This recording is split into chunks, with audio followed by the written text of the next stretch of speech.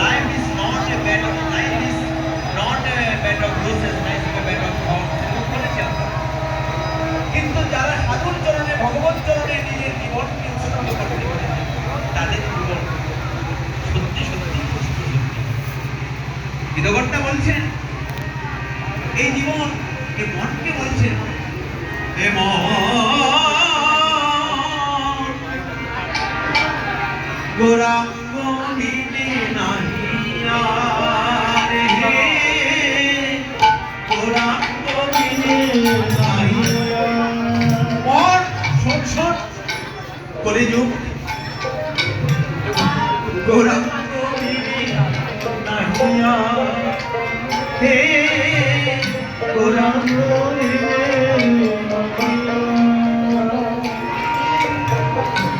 হেন অবতার হবে কি হয়েছে কেন প্রেম